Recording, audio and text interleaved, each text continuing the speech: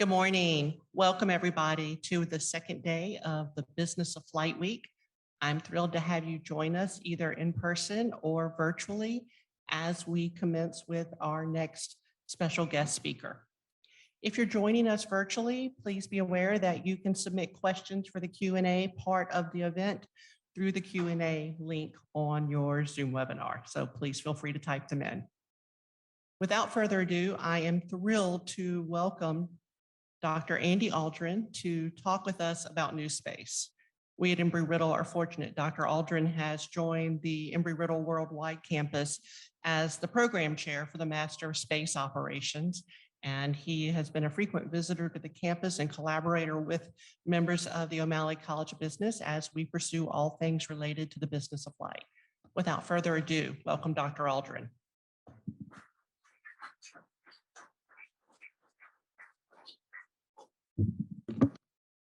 Thanks, Shannon. Big crowd here. All right. So I'm going to talk about the history of commercial space. And the first thing is today is not actually the beginning of commercial space, but we'll get to that. There's an awful lot of talk about new space and what is new space. And so I've spent some time kind of looking at it, figuring out what's really new about it. So what you're going to hear is a little bit of, I call it reality. My students call me the cosmic curmudgeon, but this is what I think is going on. So let's start out with the basic idea of what is new space? Is this the dawn of space commercialization? Surely it must be. We've got famous people like Richard Branson going into space. We have the guy who at the time I think was the richest person in the world going into space. We have the guy who is now the richest guy in the world sending other people into space, but he's going to go to Mars on this rocket. This is amazing. This is all great stuff. All of this stuff, though, when you get down to the serious dollars, nuts and bolts, and this is another thing that my students hate, this is all a sideshow. This is the stuff that matters. And this is pretty real. I mean, you'll see, I'll get into some details about what's really going on here, but we're talking about 50,000 satellites. We're talking about 150 billion plus of investment in space, private money, real money, money that gets lost if your business doesn't work. Surely this must be the dawn. Well, it's not really. Right, I'm sure that's a big surprise. So we've actually had what I call 3 waves of space commercialization. One was in the 80s with the shuttle program. That never really happened. Then we got wiped out in the 90s, 2000. And here we are today. I'm actually not a surfer, but I know what a good wave looks like and a bad wave. And the truth is, I don't know what's going on with that wave. Does anybody in here surf? We don't have surf? Okay. You know that that's either going to be a great ride or he's going to get totally wiped out. It looks dangerous. And that's the way I feel about what's happening with this wave. I don't know what's going to happen. So let's go into it. Let's talk about the first wave. This is the wave that never broke. In the mid 80s, one of the amazing things about it was that it really had a lot of support. I don't want to show that yet. It really had a lot of support from the Reagan administration. The shuttle was going to revolutionize space travel. We're going to be launching the shuttle every week. Is this sounding familiar? We were going to be launching the shuttle at a cost of $8 million. $8 million. Does anybody know what it really cost? We missed it by about 2 or 3 orders of magnitude. It was $1 billion, $2 billion a flight. We missed that cost bogey. Nevertheless, industry bought into it because we do that, right? We buy the space dream big time. So we had companies that were building, this was called the Industrial Space Facility, started by a guy named Max Faget, who was a credible person. Max designed the Mercury, Gemini, and most of the Apollo spacecraft. Smart guy. It actually wasn't a bad design. In fact, it looks eerily like Axiom, what they're doing today. It's a good design. And it got support from the administration. It got support from NASA. Were it not for one event, it actually might have gone ahead. Second thing, commercial shuttle. We were going to be flying the commercial, right? $8 million a flight, right? We're going to fly 50 times a year. We're going to turn it over to industry and fly it like an airliner. There was a group of airline pilots who created an organization called ASAP. I forgot what the acronym stands for. But they're former Pan Am, well, not former, current Pan Am pilots who formed some sort of association to fly the space shuttle. They didn't have any money, and I know this is true because they used to come and visit my dad. And my dad was way ahead of everybody. He was really supportive of this stuff. And so that was cool. I mean, we were talking about space tourism. And it was, of course, going to end up here. This is Gerard O'Neill. That's Pan Am flying to a space hotel. And then that in itself tells you something, right? Pan Am's not even around anymore. Interesting, although Gerard O'Neill's vision still is, right? That's what drives Jeff Bezos. We had the first commercial rocket, small launch vehicle, which is all the rage today. Interesting thing about Conestoga. First of all, it was run by Deke Slayton, who was the chief of the astronaut office. But the really interesting thing was when they went to launch, they said, all right, do we need a license for this? And of course, the government says, of course you need a license. Okay, what kind of license do I need? We'll get back to you on that. It turned out what they came up with was you need an export license. It's the only thing they could come up with. Okay, that was kind of dumb. But because it actually came back, I mean, it blew up, but it was going to come back to the same place. But what this drove was the creation of the Commercial Space Launch Act in 1984, which is the basis of all commercial spaceflight today. That was a good thing. Probably the most important thing that came out of this era. We had another interesting experiment called Landsat.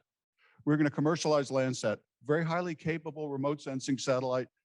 Government turned it over to industry with just a few strings attached. Okay, that kind of ends up screwing that program completely. But anyway, we were trying things until that. Okay, so that ended the first one. And, you know, one of the stories and the failures of commercialization is the lack of resilience of the industry. And it's not surprising. Challenger was a big hit, and so it killed everything that was commercial. The shuttle went on flying, but it didn't launch any more satellites. And as we know, you know, I think the highest launch rate they got to was maybe 6 in 1 year.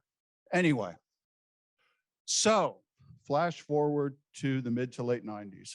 This is the wave that wiped us out. This was real commercialization. This was creative destruction, Schumpeterian creative destruction in the classic sense. So let's get into what happened here. So we were going to darken the sky with satellites. One company, these guys, Teledesic, we're going to put up 984 satellites.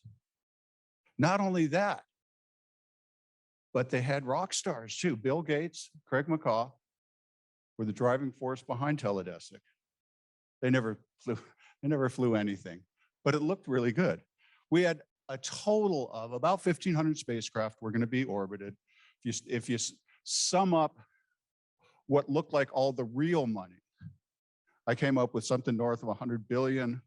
There's probably a lot more because a lot of these guys were represented by big companies, but I couldn't come up with any real figures of what their cost basis was going to be. But that's a lot of money. And then launch. I spent a lot of time in the launch industry. You gotta love us. We will chase anything. 13 different programs were proposed. A lot of them supported by DoD and NASA. 13 different programs. So what happened? I think you know where this is going. So most of these things didn't fly. Most of the launch vehicles never went anywhere. But we ended up with 3 real programs.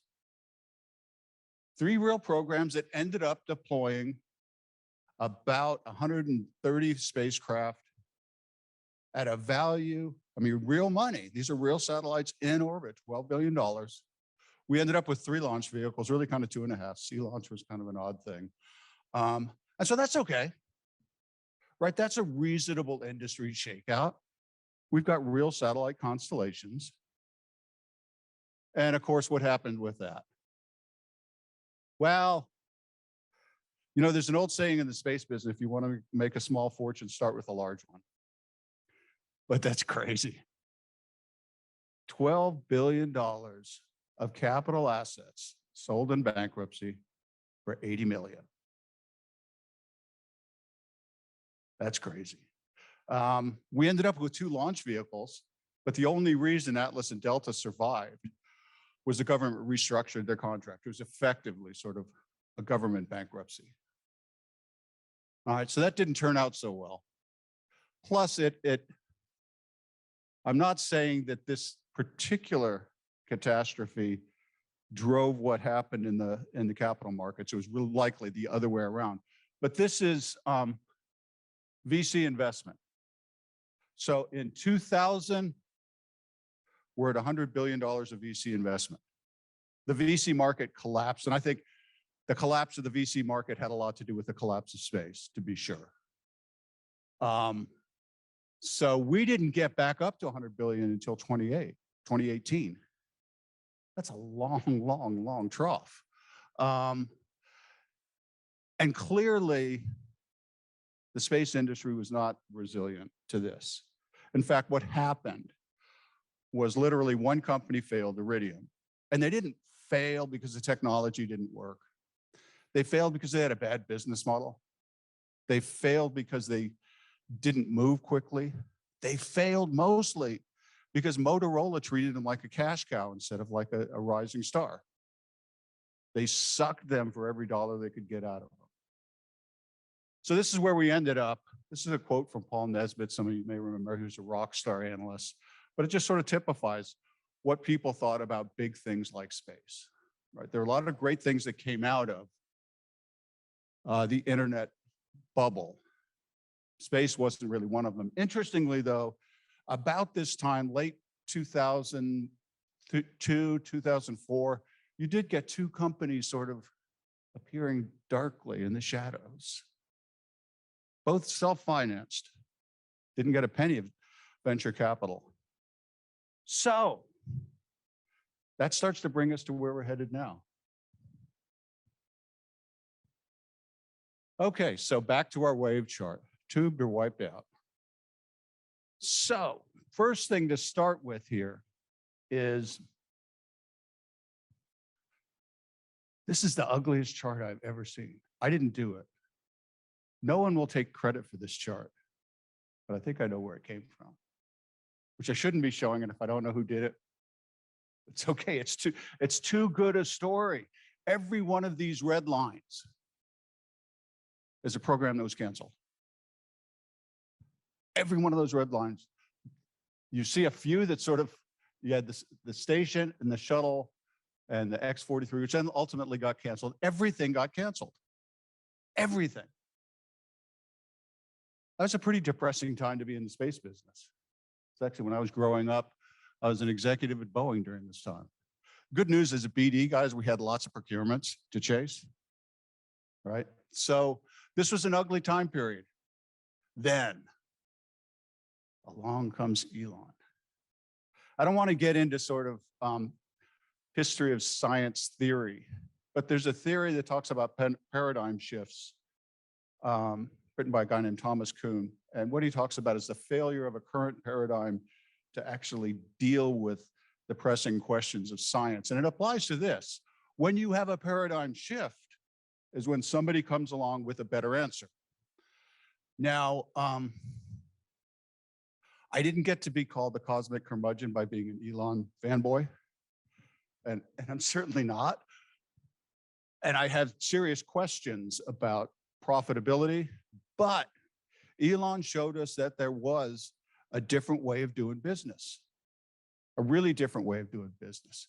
And one of the interesting things about digging into what he's doing is the engineering isn't all that interesting. I mean, we've known how to do reusability. Where the innovation was in business. The innovation was in vertically integrating a business when nobody thought you could really do that. The innovation was in flying a rocket, not even dusting it off, and flying it again. I went to see the first heavy launch, and before the launch, I got to see the boosters that were getting ready to be attached. They didn't even wipe the carbon off of the nozzles. It was crazy.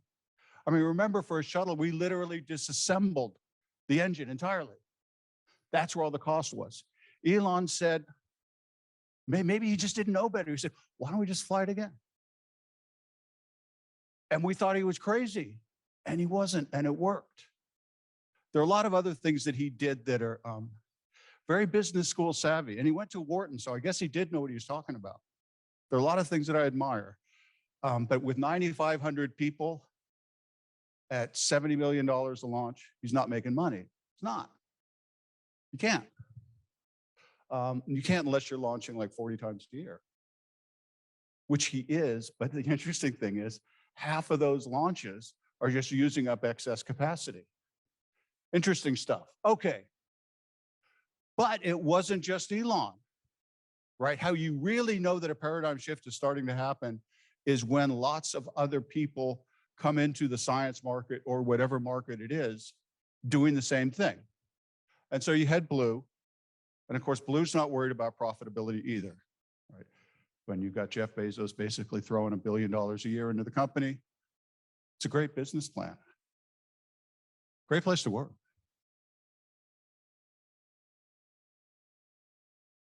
Happening here. Okay, so then you've got a bunch of companies coming in.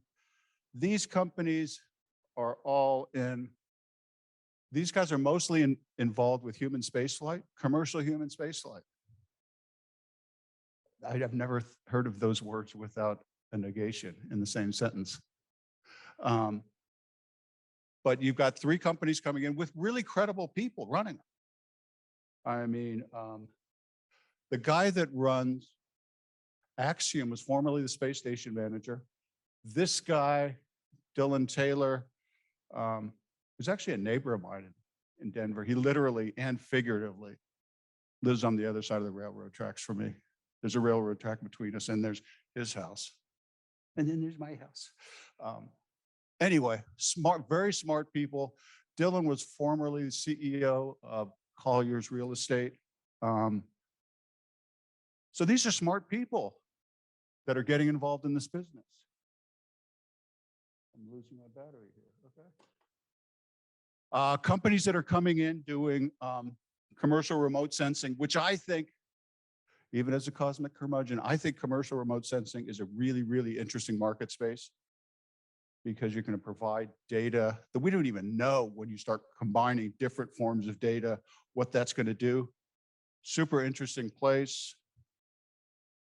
Why am I even trying this anymore? And then of course, you got launch, right? Because we're never going to get left out. There are 130 plus small launch companies. There's only about 20 that are getting serious money, like over $1 million. But it's crazy. I'm going to talk more about that in a second.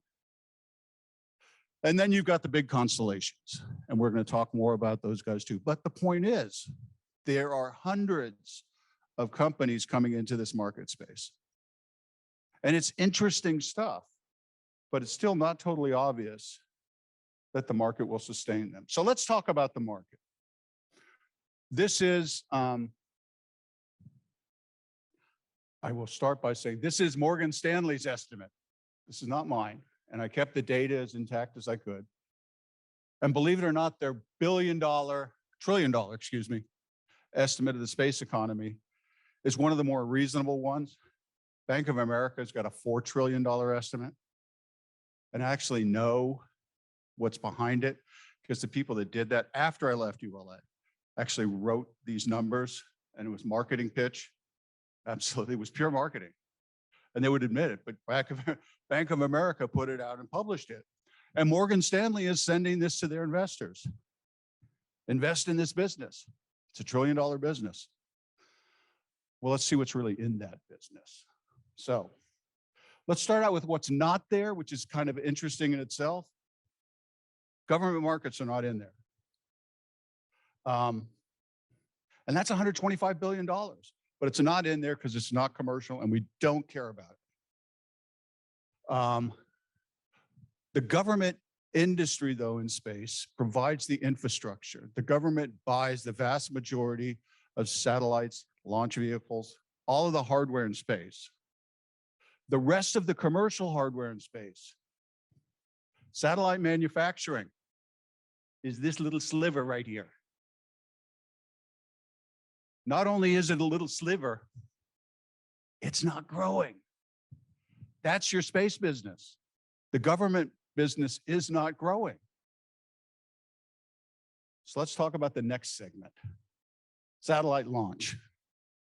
You guys all know how much I love launch by now, right? That's not growing either. Still a little sliver. So if you add the 125 to this sliver, that is what is really what we would call space infrastructure, the hardware side of it. And so that's where most of the companies that you hear about are coming into the market. There isn't a lot of growth there.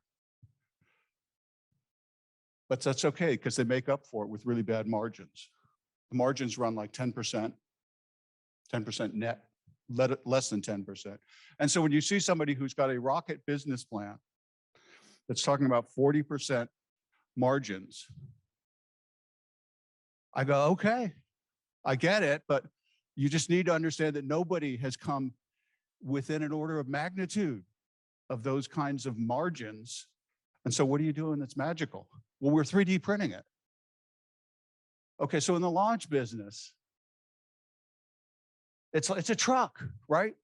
You care about mission suitability. Can you get the satellite where it needs to be? You care about reliability. Is it going to blow up? You care about schedule reliability. You care about price. And there's this other thing called level of service that most of the commercial guys don't care about. Nothing else matters. I don't care if you make the thing out of berserkia. If it's not changing one of those 5 factors, it doesn't matter. Anyway, next market. This is where it starts getting a little more interesting. So ground equipment. Now you're talking real bucks. That is like 100 billion-ish. So it's big money, 125 billion. There's some growth there. But you know what most of the market is? 60 billion of that market? GPS chip in your phone. Okay. Earth observation, as I told you, my favorite market, small. But there's growth there. And I think the growth, there's a lot of potential in terms of business information. What you should really be looking at would be, what's the share of the business intelligence market going to look like in the future? And I think there's potential there, but it's not big. Fixed satellite services. So this is all the satellite stuff that you're used to that's taking a lot of broadcast information. Mobile satellite services, there's growth there. But they got to compete against 5G. So that's a tough market. Consumer radio, XM radio. I still buy XM radio, but Tidal does a lot better. Consumer broadband. Okay, now we're talking. This is what's going to change space, right? This is where the satellite constellations come in. And we're going to get into some detail there, but there is real potential growth here. But it's a tough market, you'll see. I mean, I get a gig at home, right? And I pay, I don't know, 80 bucks for it, something like that. Consumer TV, that's not growing at all. Non-satellite industries. Now here's where, Morgan Stanley kind of starts going off into, I don't know what this really means. And here's where all of the growth really is, second order impacts. How do you invest in a second order impact? So I get the idea that the space economy has a huge effect on the overall economy. And that's very, very important. And this data is useful for understanding that. But when you're talking about investment, you're talking about 5 different industries, if you will, that are really investable propositions with very different economies. The industries that look like, where you've got growth and you've got business information. I don't know, Shannon, do you have any idea what the margins are like in that business? I forgot. I think they're pretty good though. Actually, the margins of ground systems are really pretty good. Anyway, if you're investing in space, understand which economy you're actually investing in, because it's going to be really different depending on it. I actually think the application side of it, you'll see that's where the money is going, is in applications. So this is from Space Capital. They provide really good data on, it's all equity investment. This is infrastructure down here. There's the satellites and rockets that we talked about. This is stuff in between, which I'm never totally sure what Chad's up to with, and he doesn't care either because it's small. But his whole point is, this is where the money is. And this is where the money is getting invested into applications, whether it's Earth observation. He's really big on GPS-derived applications. And so there is a lot of investment. But let's look at how this compares to other things. Fun facts. So total commercial investment over this 10-year period is $177 billion, of which 141 of that is in applications, 30 billion in infrastructure, and getting back to a point I made earlier, 720 billion over a similar 10-year period invested by government, spent by government, but it's really an investment in space systems, the vast majority of which is infrastructure. So if you're talking about the real space industry, the hardware part of it, I don't want to say the other stuff is unreal, but the stuff we think about as being more spacey, the government still dominates that market in terms of investment. So we talked about big constellations. Big constellations, big money. This is really good stuff. So Bezos has got Kuiper, Elon's got Starlink, and Richard was at least initially invested in OneWeb. Lightspeed is another very high performance, but smaller constellation. So we actually did a study for the FAA looking at industry emergence. As part of that, we did some economic analysis and a ton of information, but this is just kind of a way of boiling it down to what's going on. So you've got 52,500 satellites planned. We're probably at 1,500 now. This chart is about a year old now. Interestingly, if you look at the full capacity of the system, what the projected capacity of the internet of all of the internet will be, total broadband market, their capacity is only 9%. But look at the investment, and that's a low number, $148 billion. We actually think SpaceX looks more like 160 now. That's a lot of money. If you're paying 10%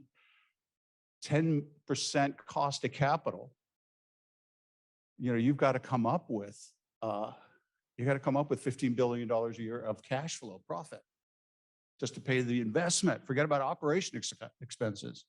It's a lot of money. So we looked at the biggest part of the market, residential. We call it residential. It's basically fixed broadband. And we looked at this for these 3 companies. And the important part of this is just without getting into the details of what's in the model, we ended up with what's a net present value look like for these constellations. And we're talking about a 5% cost of capital in this, 5%, which is crazy low. The only one that's turning any kind of positive return is SpaceX. And this is when they finally get to their 30,000 satellites. So I am not saying that these constellations don't make sense. Because I think they are very profitable when you're looking at the high value markets, remote industrial, potentially things like airlines, which are very high value, and they can charge a whole lot more than 99 bucks. Oh, excuse me, that's now 110 bucks. There, they can probably be profitable, at least on an operational basis. But if they can't make any money in the huge market, it's going to be a tough. The question is there enough of this high value market to make up for what's essentially going to be relatively unprofitable? It's still probably well, it will be profitable on a marginal basis to be in this market. The point is, you know, if Elon thinks he is going to fund a Mars colony based on this economy, it's not going to be easy. I mean, it's a tough business. Telecommunications is a tough, tough business. Very, very low margins. All right, so the question is, four most dangerous words in the English language, right? Is it different this time? And the truth is there are some real differences. So relative, technologically, space systems have improved dramatically. In the 90s, we weren't in the data business at all. We were not really very competitive on the voice market, and we completely missed the fact that there was a substitute out there called cellular networks that killed us in that business. Today, we're broadly competitive. You really get to, I mean, so the measured speeds of Starlink are around 100 megabits, which isn't bad. It's not bad, certainly better than what you get in a hotel. It's not a gig like what I've got, so I'm never gonna buy it. But it probably only works, what works best, certainly, in remote markets, but they are competitive on a technical basis. In the consumer market, we completely missed it with Iridium and the other companies. Today, I think we understand the consumer market much better.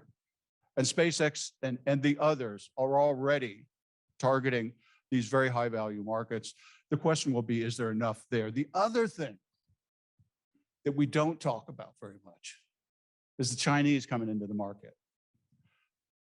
So China's building 3 or 4 or 6 different constellations, which are huge notionally. Some of these will get built. Do you think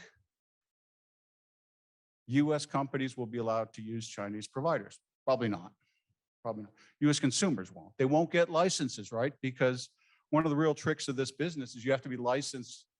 You have to have landing rights in every country you're operating. So that's going to be tough. I see in this market, you're likely to see some kind of a bifurcation between what I'll call the Belt and Road market, which will be the Chinese market, and the rest, which will be whatever, the Western market. So China is going to have an impact, but it's mostly going to be to hive off a big chunk of the market. And interestingly, a big chunk of the market, which is where a lot of the growth is. So that's a problem.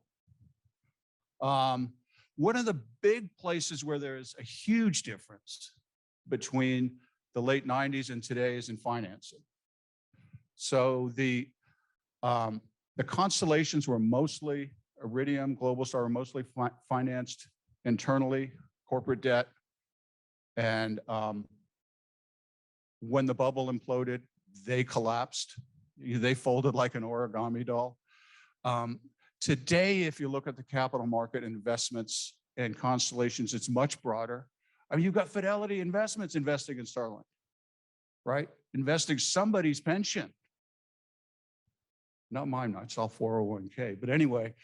And so you've got very broad investment. That's probably a good thing. So is it really different this time? A little, not a lot though. It'll be interesting to see what happens. So let's talk about launch again. Because like I said, I love talking about launch. So you've got, I mentioned, you've got 130 companies coming into the small launch industry. Most of these, the successful ones, it's weird, are SPACing, right? They're SPACifying.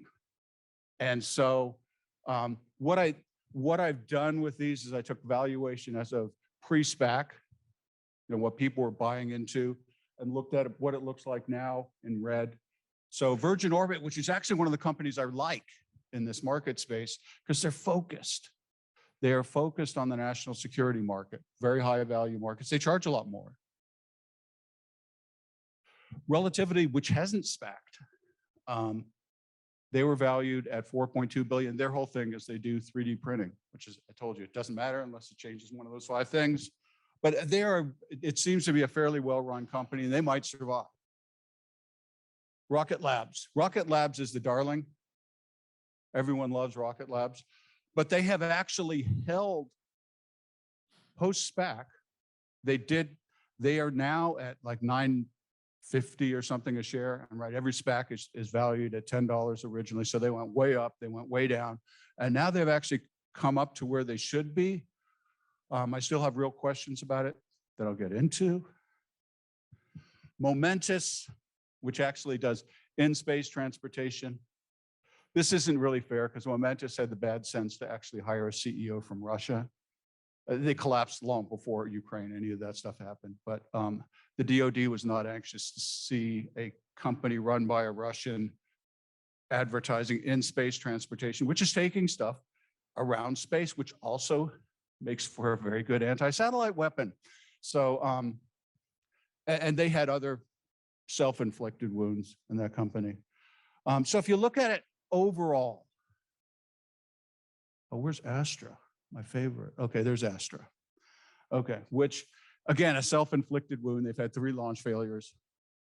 They do have one of the more crazy business plans. They're talking about launching 300 times a year, 300 times a year. Rocket Labs is at about 100. Relativity is actually in a little bit larger market space, but they're still talking about 50 to 100 launches a year. Remember, 130 companies. We did an analysis of this industry emergence for the FAA as well. Our assessment was there was about 130 launches a year total for this market. So amongst 130 players, or just these big ones and a few others. Price per launches are anywhere between $3 million and $10 million a launch. That's going up. If you looked at these valuations pre-SPAC, total valuation of these companies, there's one other, wasn't there? No, 5 firms, $15 billion has been invested in these companies. If you do a net present value calculation for the entire market, and you assume one company takes the whole thing, $1 billion of investment, $10 million a launch, 20% net margins, which is crazy high, 20% discount rate, moving from 50 launches over the course of 10 years to 200 launches, which is way more launches than we see in the market. Again, one company, $1 billion, you're still in a negative NPV. So this whole industry, there's not sufficient market to support this whole industry. The problem is the industry is assuming they are going to get the satellite constellation business. Satellite constellations, one, are flying on their own vehicle. Starlink is not going to launch on anything other than a SpaceX vehicle. Kuiper probably won't launch on anything other than Blue, but even if they could, on a cost per kilogram basis, small launch is about an order of magnitude higher, cost per kilogram. So constellations aren't going on these. They have to pick off other launches. Point is, this industry, I tell my students, if it doesn't make sense, it ain't gonna make dollars. And so somebody will survive. Maybe it'll be, if I had to pick 2, it'd be Virgin and Rocket Labs right now. But I don't think the market can sustain more than 2 players in this industry. So not a great investment. Okay. So what's really new? Getting back to the original question. First thing is satellite constellations. Okay, we know that's not new. Second thing, space tourism. Well, so we kind of tried tourism back in the 80s. It wasn't really that serious about it. So let's say that's new. Not a big market, but it's new. Small launch, that's not new. In-space manufacturing, that's not new. So most of what's been done before, at least technologically, is stuff that we've known how to do for a long time. It's not new. There are different business models, as I said, with SpaceX that are interesting. So what is really new? Is there anything out there that's new that's important? So, classic, you're all business people, so I'm talking down to you. The classic business model is brilliant engineer, takes technologies, takes them to market, makes lots of money. That's it. That's the business model. Well, there's something in between, right? Institutions, organizations, processes, people that matter. This is different today, and it's kind of hard to quantify. And I have to say, I'm working with a couple of business management people on fleshing out this idea. But what is different are the institutions, things like the legitimacy, the financial institutions, regulatory institutions. The fact that the whole finance community thinks this is a good thing to do. There's a lot of human capital that's been developed at places like Embry-Riddle that make all of this industry far more resilient than it was before. And we're seeing it already. So you have companies like Rocket Labs, which cannot survive in the small launch business, but they are building vehicles that will essentially function as satellites. So all you have to do is attach a payload, whether it's a remote sensing payload, a communications payload, to their satellite, which is now, they've extended the transportation market a bit. But the point is, they're adapting. They're adapting in interesting ways that they could not have done in the past. In the past, once the first card fell from the Iridium House of Cards, it was over. And today we've seen cards fall, and the industry hasn't collapsed yet. It might. I mean, I think actually the thing that will take down this industry would be a more broadly based flight from risk, like we had in the late 90s, early 2000s.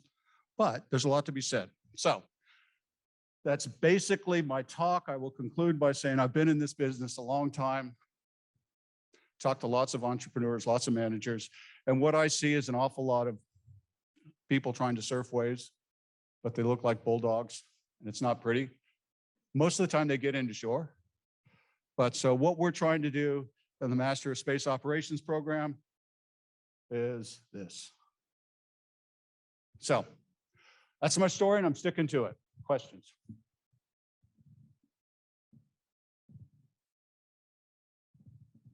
We would welcome questions from the floor if people have questions. Anybody? How can I go through that and not have any questions? Yes. Not right now, no.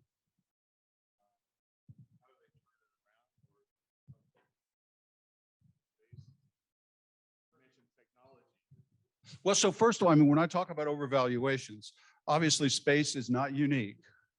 What I don't know that I'd really like to find out more about is, if you take a chunk of the market, as we've done with small launch, how do those overvaluations compare with other market segments? And you may find interesting patterns there. So it may be that investors are no more stupid with space than they are with other things. But I mean, part of it is, it's a top of the market phenomenon, right? People, there's so much money flowing. They're investing something, anything. And the first thing they see when they walk out the door is a rocket, right? I don't know. So how do they turn it around? They turn it around any way you do any business. Focus on a market that's real. So I talked about Virgin Orbit, which is really very focused. They've got their system is, it's air launch. So they take a 747, drop a rocket off it. Point is, they can launch from anywhere, anytime, which the DoD loves, because they love the idea that the bad guys don't know where you're launching from, and they don't know when you've launched something. And so it has value for that one very narrow market. And so they've adapted, and that's good. It's encouraging, as I said, that you've already seen the first wave of de-SPACification, if you want to call it that, right? And some of these companies like Rocket Lab have survived that, right? They've come back up to essentially the waterline. Whereas most of the companies, most of the SPACs, right, are still below water. So I think they turn it around by just being, we will have a huge shakeout, right? But I think the companies that come out of it may well be great companies of the future. May well, I don't know. I mean, it's entirely possible that we could see the kind of wipeout that we had in the late 90s. We're welcoming questions from our audience online as well. So if you're online and watching, please know that we've got the Q&A window open.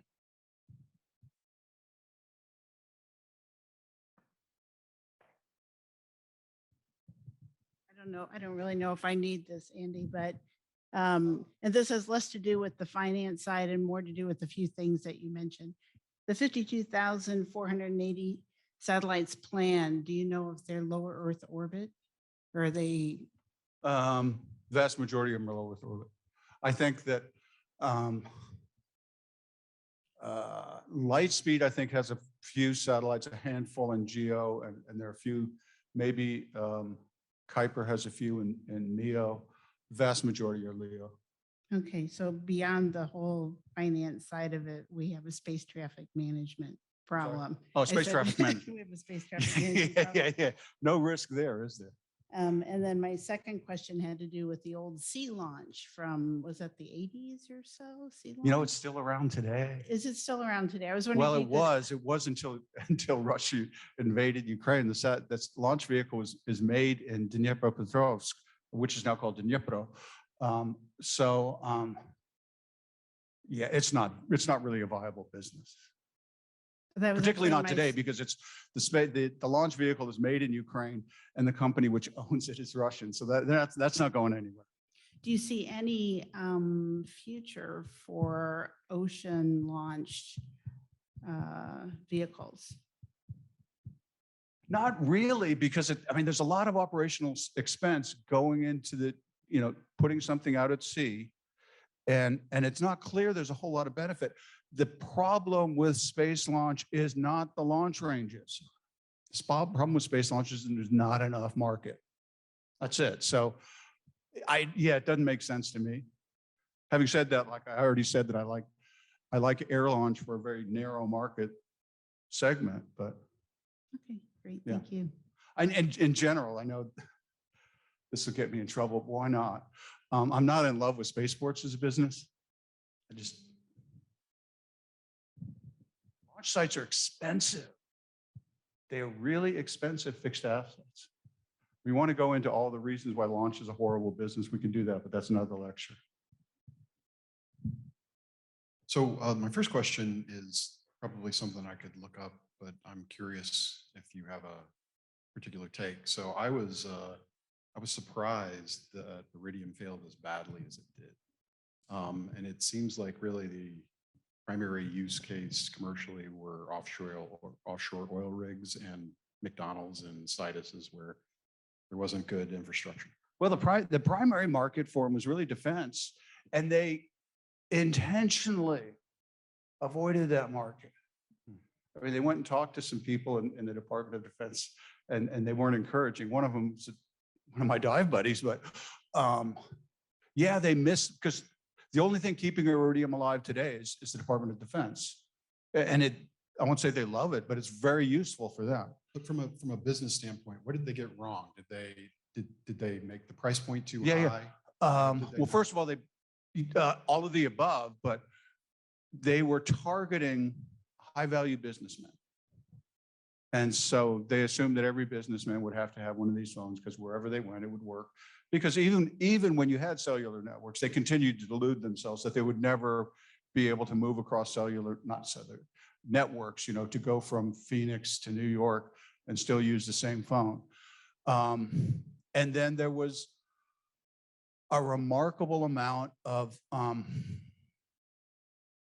should know what the psychological term for it is, but they just refused to recognize that they were wrong, that they had missed it, and they didn't adjust. And then the third thing that really killed them was, as I said, Motorola ran it like a cash cow, and as things were getting bad, Motorola just They ran it like private equity. Yeah, actually they did. Yeah. Got it. Yeah, when it was really a venture capital play, not a private equity play. That's a good point. So my second question is just completely out of curiosity and personal experience. So I'm from Cocoa, grew up there, and it was always a big deal in conjunction with science fairs and things to go to Space Congress. Does that still exist? Is that still around? Space Congress? Space Congress? Sort of. It combined with another failing conference in Houston called SpaceCom. And so now they brought the two together. They went downtown Orlando. This was the first year. Hard to say, but look, we need another space conference like I need another lawyer. It's just like, no, we have enough. And so I don't know. I don't know that it's really, there are too many space conferences, way too many. So the thing that I thought that was so interesting and maybe exciting about the Space Congress was that you got a bunch of high school kids' animal spirits really kicking, right? They all wanted to do something fantastic. So if nothing else, it was arguably, lighting some fires for people to show up and I guess sounds like go broke. So that's a different question, which is, can we and should we do more to get kids excited about space? The answer to that, and open disclosure, I actually run a space foundation, which is focused on space education for kids. So I'm obviously going to be an advocate for it. But we do need to do that better for lots of reasons. One of which is has very little to do with space, and that is, kids get excited about two things: space and dinosaurs, and they get over dinosaurs. They don't get over space, and so it's a great way of getting kids excited. And to pitch what we're doing with the foundation, what we're doing is taking space education out of the extracurricular activities and literally bringing it into the standards-bearing curriculum.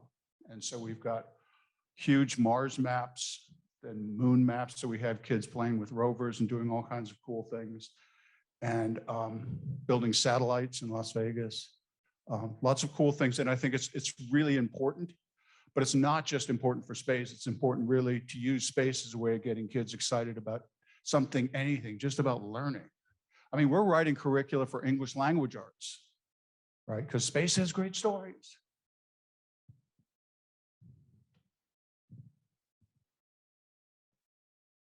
Might be on dangerous ground.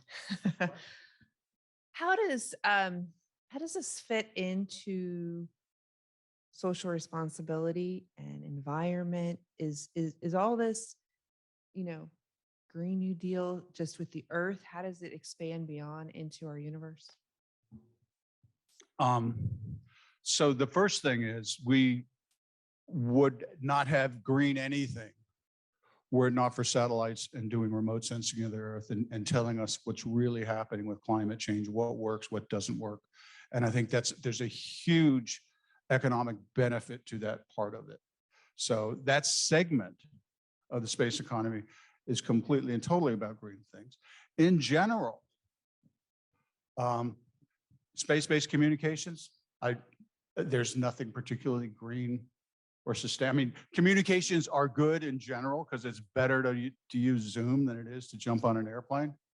But anybody who tries to say that all of space is about green stuff is spinning you. I mean, it's not that it's bad, but Agree. Just see a lot of pressure. So I'm a fellow Boeing, but just see a lot of resource dollars, energy around sustainment and social responsibility. And I'm just wondering how that fits in this market. Just seems different. Are you asking whether that is a market essentially for space related information? The answer is probably. If what you're saying is, should the government be spending money on sustainability rather than on space? That's a fair comment, because most of what we do in space, human spaceflight, is a discretionary activity. We do it because we can in some ways. In some ways, I get in trouble for this too. Why not? It's like buying art, right? Wealthy people buy art, wealthy nations buy human spaceflight programs, which isn't terribly sustainable. But the political truth is NASA gets $20 billion a year. They will continue to get $20 billion a year. Changing that momentum would be really difficult, even if you wanted to do it. Other areas of space, planetary science, wonderful. We love planetary science. We love the pictures. We love what we learn. But again, it's kind of discretionary. But when you talk about things like GPS communications, Earth observation, those things are absolutely vital to the economy in general. And when you talk about national security, US military dominance, and it is military dominance, is global dominance, is dependent upon space, which is without getting into the whole deterrence theory thing. So yeah, you can take the discretionary parts and say, if we removed that stuff and put that money into clean energy, we would be better off, no doubt. But it probably won't happen. Yeah, no, I agree with what Chris was saying though about energizing the next generation into space. And the conversations I hear at those lower levels are not about space, they're about protecting Mother Earth. And I think there may be a conversation we can get into that To try and tie those together. You know, we need to do a better job of that. And we do, you know, not to make my foundation the answer to all ills of the world. But we do have a program we're developing, which is very much oriented around using actually little chipsets and creating huge data lakes that will let kids understand the power of satellites to remotely sense things, but more importantly, the power of data, because you could literally have tens of thousands of these little chipsets networked together, and kids, every one of these chipsets would represent a data stream that some kid could look at and go, I created that data stream and put it in space. Anyway, we're thinking along those lines. I don't have funded yet, so if you know someone. I have a question from our online audience. Julio would like you to speak to the nature and what companies from other countries are working in this industry and how they're moving forward. Did you say the danger? Well, he just said which ones and how are they doing? Companies outside the US. Well, I mean, if you're going to have a conversation about anything outside the US in space, you have to start with China. And so, love it or hate it, we are in a strategic competition with China, and that competition will manifest itself in space. I already talked about the notion of competing communications constellations. I mean, I think it's headed in that direction. You know, we can't get comfortable with a Chinese company providing routers, right? So that will happen. I think where the really interesting piece of this is on the moon. On the moon. So the moon is 99.999% Mojave Desert. Worse, like the middle of the Sahara. Useless, mostly. I mean, there are astronauts that would take offense to that. But then there are these little bits, which are incredibly valuable, little bits of the moon where you, on one spot, you have permanent sunlight for power. You have a permanent view of the Earth, which is you have on any spot of the moon that's facing the Earth. But so you've got communications. But on the other side of the crater, inside a crater, if you're sitting on the lip of a crater, kind of on a ridge, a lot of these craters are filled with ice, which of course is hydrogen, oxygen, which of course is rocket fuel. Those spots are very precious. And we don't really know how many of them there are, but the United States and China, well, let's call it the West and China, the Chinese bloc, the US bloc, because it's going to devolve to that sort of bipolarity, will compete for those spots. And regardless of what international treaties they are, and they're not going to shoot each other, but whoever gets to a spot first will not own that spot because the Outer Space Treaty says you can't own anything. But for a lot of reasons that have to do with plumes and things like that, nobody else is going to come near that spot. So if US companies are in one spot, Chinese companies aren't going to come there. Chinese companies or governments are in another spot. So there will be a competition to stake claims, sort of, on the moon. And if, and that's a big if lunar-based resources really matter, and it's not crazy, it's way out in the future, but if lunar-based resources really matter, then that competition will have some implications for the long-term balance of power in space. So that's kind of, we're not going to be shooting at each other, although there is a really, like I said, we get into deterrence theory. We're in a very dangerous position right now because the US is so dependent on space and China and Russia are not. And that encourages a first strike. But I'll just leave it at that. So I've got to ask the last question here, and it's on behalf of the students. So we have numerous students at Embry-Riddle across all disciplines who are truly infatuated with space. Mhm. But for my business students who want to pursue the business of flight, what are the areas where you see the greatest opportunity for them to enter into this industry, apply their business acumen, and be impactful? So the great news is for students, because there are incredible numbers of job opportunities because you have so much investment. Companies are getting started. Companies are getting started who are surfing like bulldogs. So there's tremendous opportunity for people to come into companies, help them get some kind of strategy, some kind of real market vision, and make a real difference. Now, having said that, as you've gathered from my conversation here, I think there's going to be a shakeout. But if you don't own these companies and you're fairly flexible in terms of where you can live, there are going to be lots and lots of job opportunities because the space economy is going to grow. The other thing I would say is, remember, the vast majority of the space economy is on the ground, not in space. And so don't get locked into the notion that space is just about spacecraft and launch vehicles. Think about applications, because those companies are going to need to understand space as well. And there is real growth there. If I had to pick one segment, as I've said already, I love remote sensing. It's more of a data play with the data, aggregating data from different sensors, different satellites, bringing that into new information products that we don't even know about right now. But it's got to be customer based. It's got to be customer based. So I think there's great opportunity. Maybe not investment opportunity, but great job opportunities. Perfect. Thank you. All of us, please, let's give Dr. Aldrin a round of applause and thank him for being here. Thanks for letting me talk to you. We look forward to seeing you on campus more frequently.